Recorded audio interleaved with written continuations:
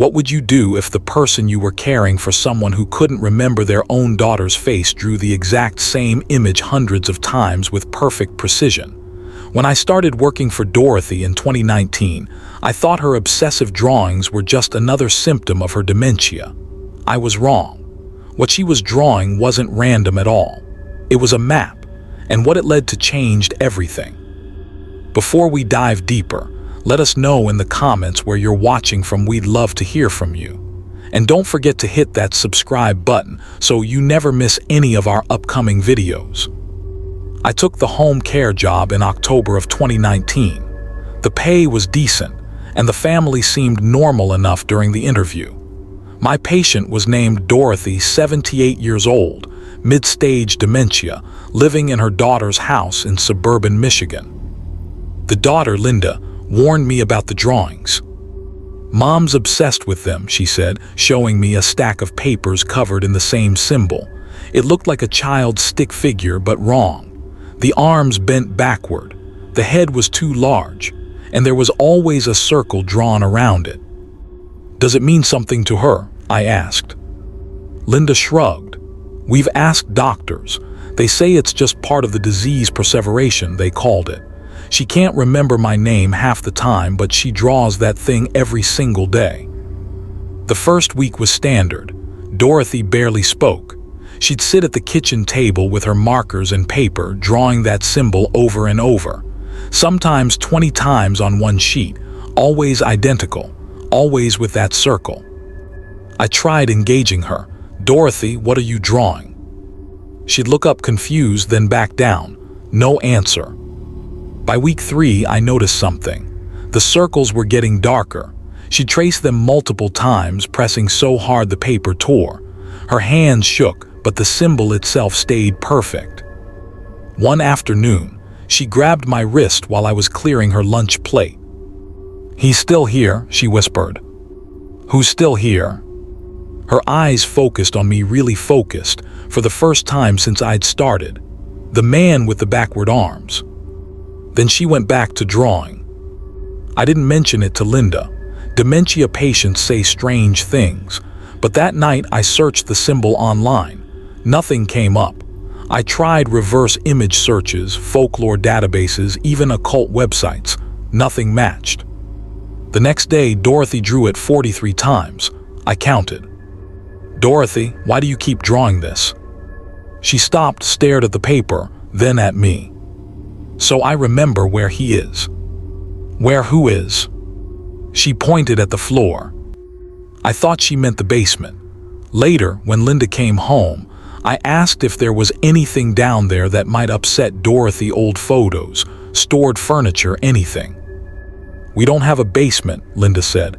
"This house is on a slab foundation." That night I couldn't sleep. I kept thinking about those drawings, the precision of them, the way Dorothy's hands shook doing everything else, lifting a fork, brushing her hair, but steadied completely when she drew that symbol. The next morning, Dorothy wasn't at the table. I found her in the backyard, standing over a patch of dirt near the fence. She was drawing the symbol in the soil with her finger, over and over. "Dorothy, it's cold out here. Let's go inside." "I have to mark it," she said, "so he doesn't move." I guided her back in, but she fought me at the door, started crying, kept pointing at the dirt.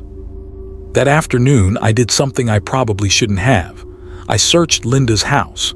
Old photo albums, boxes in the garage, anything that might explain the symbol. In the attic, I found a police report from 1987. Missing person case. A man named Thomas Vickers, a contractor who'd been working on the house when it was first built. He disappeared mid-job, never found. The case went cold. The address on the report matched Linda's house. I found Dorothy's maiden name on her old driver's license in one of the boxes. I Googled it with Thomas Vickers' name.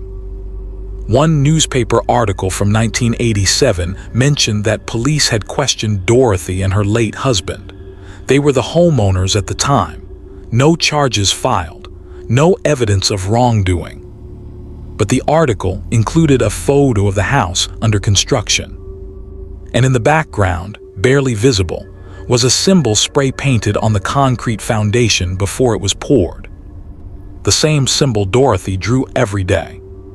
I took a photo of the article and went back downstairs. Dorothy was at the table again, drawing. "Dorothy," I said quietly, "did you know Thomas Vickers?" Her hand stopped. She looked up at me with those clear, focused eyes again. "He came back," she said. "After we put him down there, I could hear him at night, scratching for weeks." My stomach dropped. "Where did you put him, Dorothy?" She pointed at the floor again, then tapped the symbol on her paper. "Here, under the kitchen. My husband poured the concrete himself after Thomas, after the accident." "What accident?" She went back to drawing. "There wasn't an accident. I left the house that day and called the police from my car. Told them I'd found information about a cold case. They didn't take me seriously at first. I was just a home health aide making accusations based on dementia rambling. But I sent them the photo of the newspaper article, the symbol on the foundation, the stack of Dorothy's drawings. 2 weeks later, ground-penetrating radar found something under the kitchen floor. They excavated in November, found human remains in a tarp buried in the concrete slab. Dental records confirmed it was Thomas Vickers, blunt force trauma to the skull. Dorothy's husband had died in 2003. Dorothy herself was deemed mentally incompetent to stand trial. Linda called me the day after the news broke. She was sobbing, said she'd grown up in that house, eaten breakfast at that table every morning, never knew there was a body underneath. I asked her what would happen to Dorothy. "Memory care facility," Linda said. I can't keep her here." The last time I saw Dorothy was at the facility. She was in the common room, drawing on a piece of paper. The same symbol, the same circle. Over and over and over. The nurse told me she'd been doing it since she arrived, said it was the only thing that calmed her down. I asked Dorothy why she still drew it. She looked at me with those clear eyes one final time. "So I don't forget what I did," she said.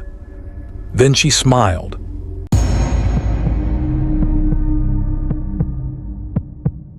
I got hired through an agency in March of 2021. Home health care for a man named Richard Paulson, 61 years old, locked in syndrome after a stroke, fully paralyzed except for his eyes. The family had a blink communication board, 1 blink for yes, 2 for no, and a letter chart if he needed to spell something out. Point to letters, he blinks when you hit the right one. It's slow, exhausting, but it was his only voice.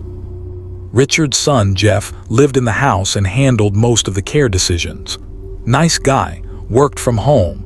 We overlapped during shift changes. The first few weeks were routine.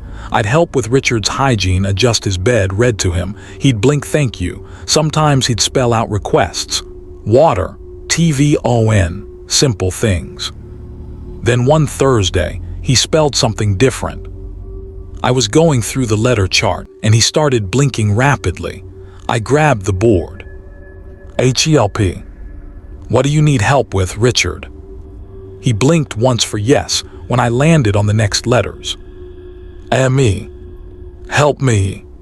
1 blink, yes. "Okay, help you with what?" He stared at the board. I started going through letters. "JEFF. You need help with Jeff. Is he okay?" 2 blinks, no. I didn't understand. "Do you need me to get Jeff?" 2 blinks. "Is something wrong with Jeff?" 1 blink, yes. "Is he sick?" 2 blinks. "Is he hurting you?" Richard's eyes locked onto mine. 1 blink. I felt my stomach tighten. "Is Jeff hurting you, Richard?" 1 blink, firm, deliberate. I didn't know what to do.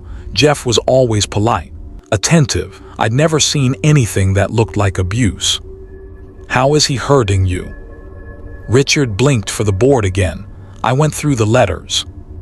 "PILLS. Pills. Is he giving you the wrong medication?" 2 blinks. Is he giving you too much medication? 2 blinks. I was confused. Not enough. 2 blinks. Richard, I don't understand. What about the pills? He kept blinking. I started over. Notmine. The pills aren't yours. 1 blink. Whose pills are they? Hismom.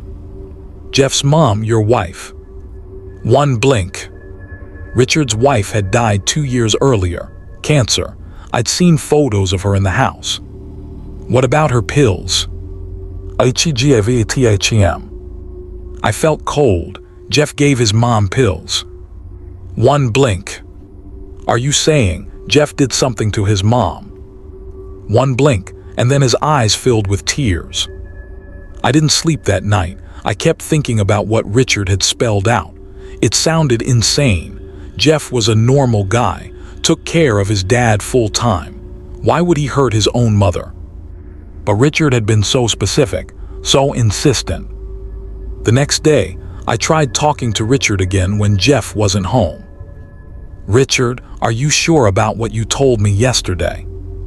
1 blink. Do you know what you're accusing Jeff of? 1 blink. Why would he do that? Richard blinked for the board. Money. Money, life insurance. 1 blink. Did you see him do it? 1 blink. How? Shetoldme.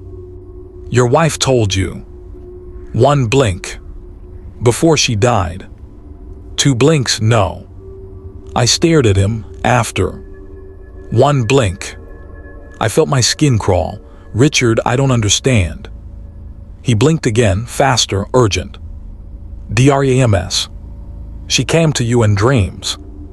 1 blink. Look, I'm not a spiritual person, but the way Richard's eyes looked at me, there was no confusion there. No dementia, just clarity and terror. Do you have proof? I asked. Richard blinked for the board again. HERPILLS. Where are her pills? HISROM. That afternoon, Jeff left to run errands. I knew I had maybe an hour. I went into his bedroom, felt like a criminal, but I checked the nightstand, the closet under the bed. In the back of his dresser drawer, I found a pill bottle, prescription label for Susan Paulson, Richard's wife, oxycodone, dated 3 months before she died. The bottle was still half full. If she died of cancer and had been in pain, why were there pills left? Why did Jeff still have them? I took a photo of the bottle and put it back exactly where I found it. When Jeff came home, I acted normal, but I couldn't stop thinking about it. That night, I called the agency and told them I needed to report a concern. They said they'd look into it, but it could take time. Accusations against family members were serious. I couldn't wait. The next morning, I brought my phone and set it to record audio in my pocket. Then I asked Richard again. Richard, I found your wife's pills in Jeff's room. What do you want me to do? CALLPOLIC. Are you absolutely sure? 1 blink. What do you think he did? OVRDOSC. He overdosed her. 1 blink. Why? MONEYANDME. And you? NEXT. My blood went cold. You think Jeff is going to hurt you next. 1 blink, then he spelled. LRADYSTARTED. What do you mean? WRONGMEDS. I checked Richard's medication log. Everything looked correct, but I took photos of every bottle anyway. Then I called 911. I told them I was a caregiver reporting suspected abuse and possible poisoning. They sent an officer to the house within 20 minutes. Jeff was furious, denied everything, said Richard was confused that I was overstepping. But the officer took the medication bottles to be tested, and they opened an investigation into Susan Paulson's death. It took 6 weeks. The toxicology report from Susan's original autopsy had shown elevated levels of oxycodone, but it was attributed to pain management. When they re-examined the case, they found that Jeff had been refilling her prescriptions even after her death, and that he'd increased her dosages in the final weeks without doctor approval. Richard's current medications were tested. 2 of them had been replaced with look-alike pills, non-lethal but wrong, slow-acting. Jeff had been switching them out gradually. He was arrested in May. The prosecutor said Jeff had killed his mother for a $200,000 life insurance payout, and had been slowly doing the same to Richard to inherit the house and his father's savings. Richard was moved to a care facility with round-the-clock monitoring. I visited him once after the trial. He spelled out one message: THANKYOU. Then he closed his eyes and rested. I don't work in home care anymore.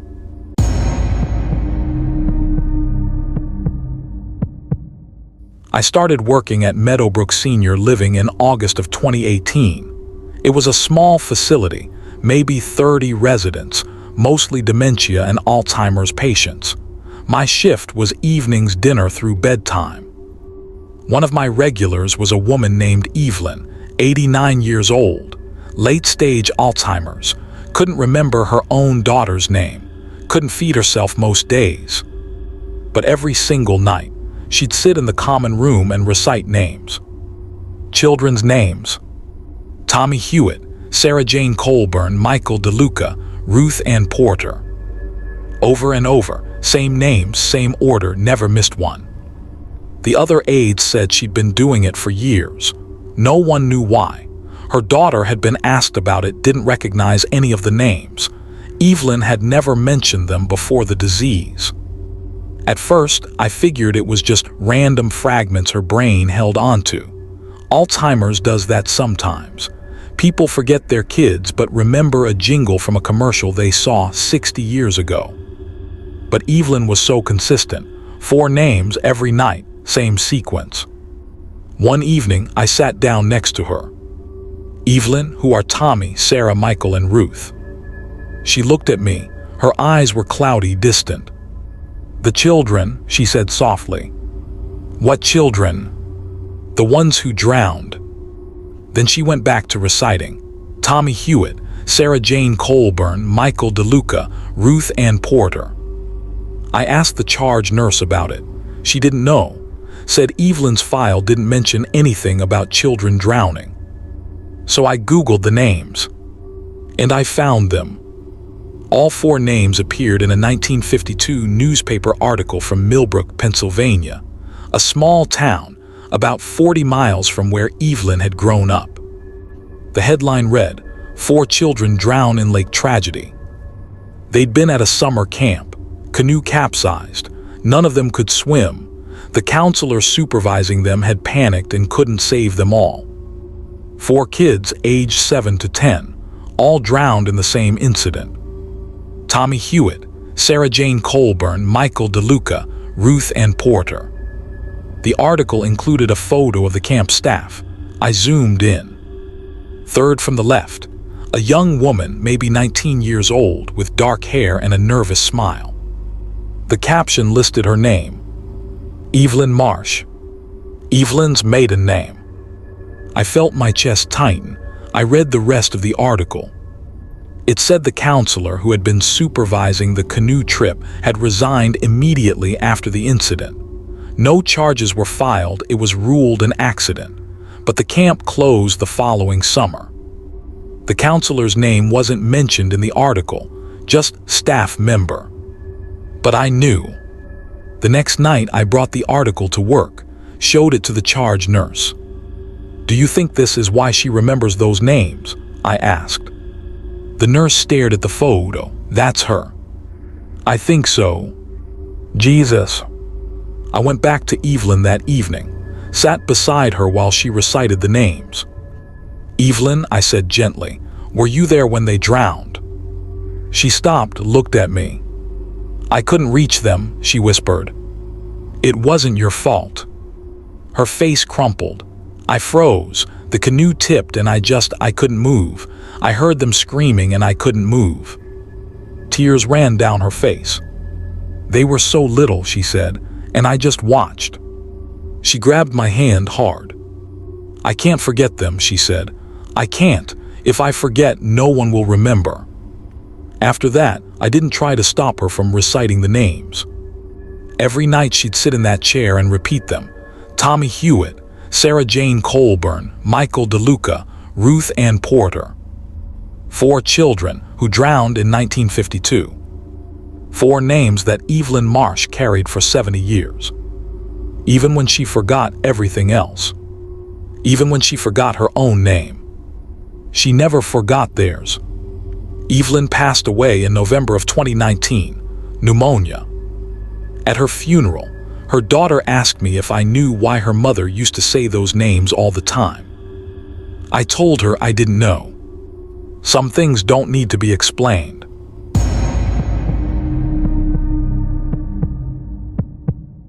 The agency sent me to a house in rural Vermont in January of 2020. Private care job. 2 clients, twin sisters, both 93 years old.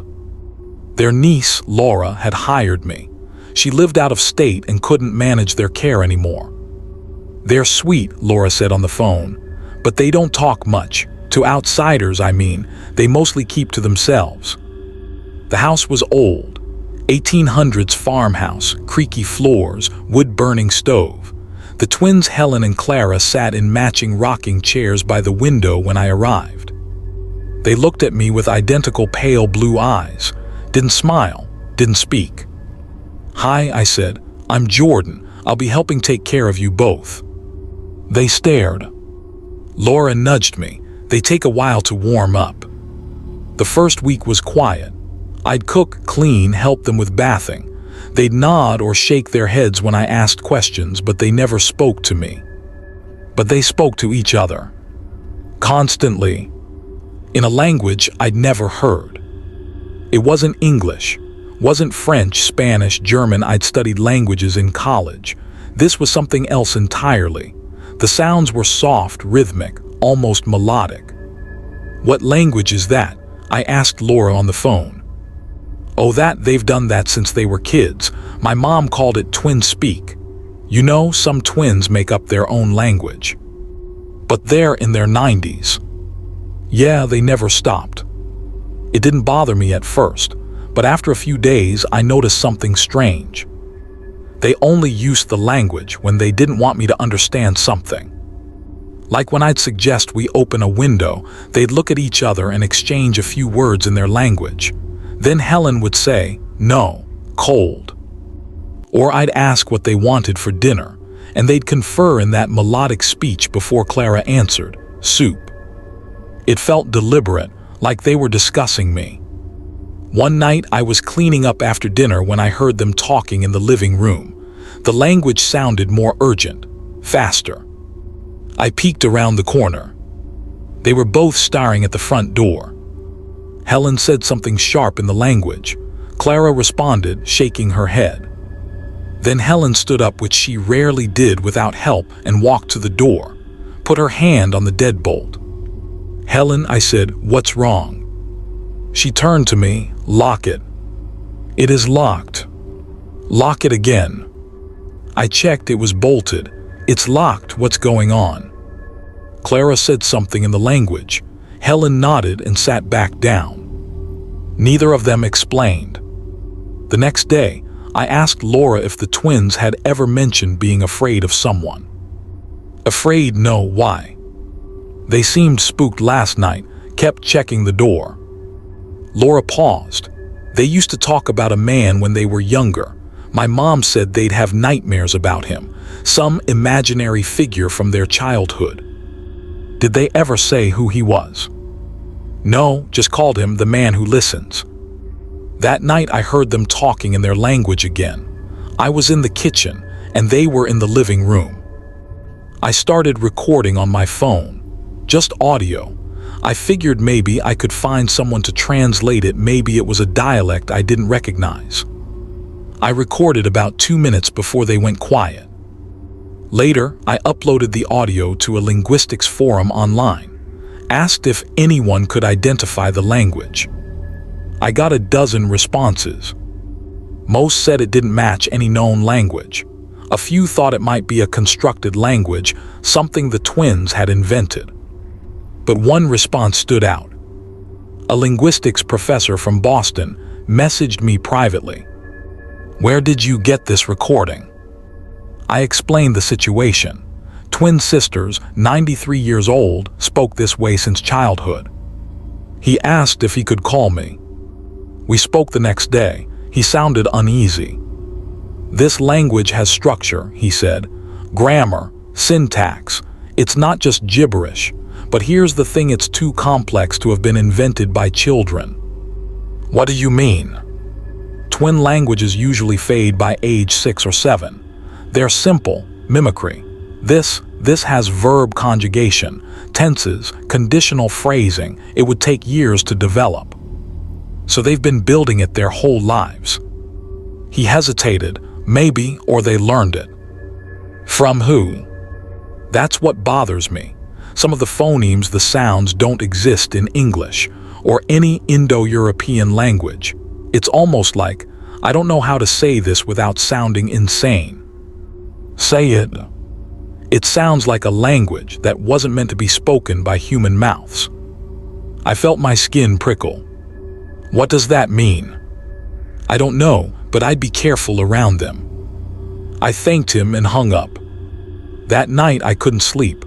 I kept thinking about what he'd said, a language not meant for humans. Around 2 a.m., I heard the twins talking again. I got up and crept to the hallway. Their bedroom door was cracked open. They were both sitting up in bed, facing the window, speaking in the language. And someone was answering. A voice from outside, deep, rasping, speaking the same language. I froze. Helen turned her head toward the door, saw me standing there. She said one word in English. "Go." I went back to my room, locked the door, called Laura. "You need to come here," I said, "now." "What's wrong?" "There's someone outside the house, and your aunts are talking to him." Laura drove up the next morning. We checked the perimeter. No footprints in the snow. No sign anyone had been there. The twins wouldn't explain. I quit the next day. Laura hired someone else. 2 months later, she called me. The new caregiver quit too, she said. Same reason, said she heard someone talking to them at night. Did she see anyone? No, but Helen told her something before she left. What? She said, he's been here longer than we have. We're just the only ones who can still hear him. I never went back to that house.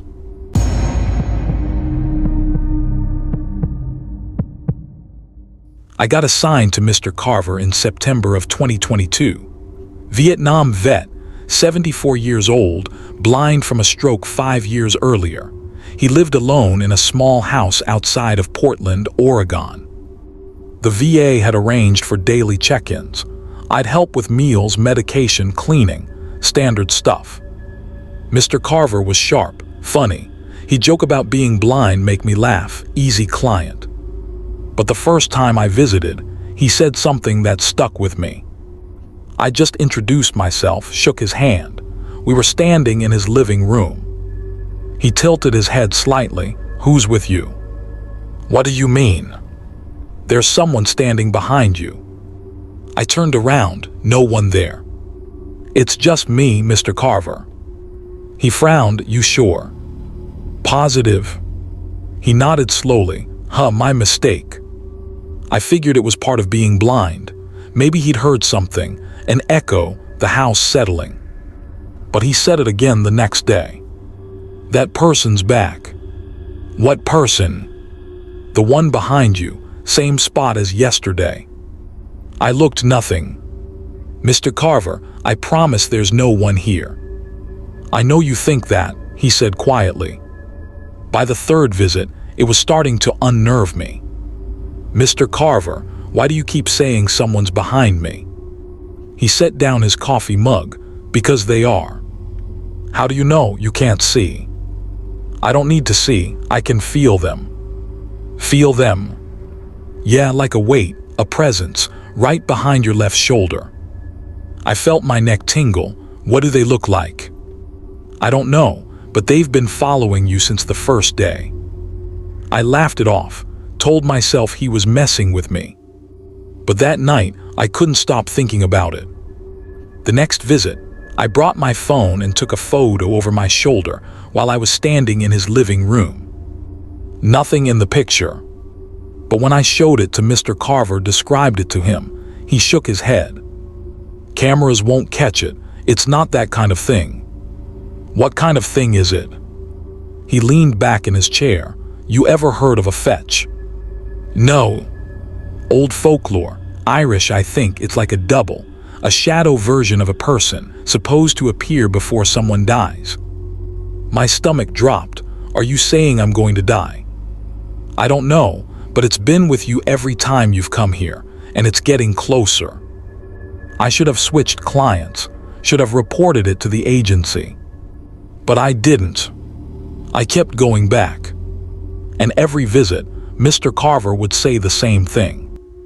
Still there, right behind you. After 2 weeks, I started feeling it too. Not seeing anything, but sensing something. A coldness on the left side of my neck, a weight in the room that hadn't been there before. I'd turn around suddenly, hopping to catch a glimpse. Nothing. But the feeling stayed. One day, I asked Mr. Carver if he'd ever seen anything like this before. Once, he said, in Vietnam, my buddy Danny swore something was following him for 3 days, said it stood behind him every time he stopped moving. We thought he was losing it. What happened? Sniper got him on the 4th day. I felt cold, and you think that's what this is. I think something knows when your time's close, and it waits. I stopped visiting Mr. Carver after that.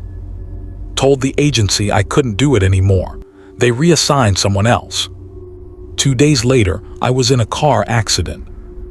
Rear-ended at a red light. The other driver had been texting, hit me going 50. My car was totaled, but I walked away with a bruised shoulder. The EMT said I was lucky. If the impact had been 2 feet to the left, it would have crushed the driver's side door, probably would have killed me. 2 feet to the left, right where the presence had been standing. I called Mr. Carver the next day, told him what happened. He was quiet for a long moment. Is it still there? He asked. I looked over my shoulder. Felt nothing.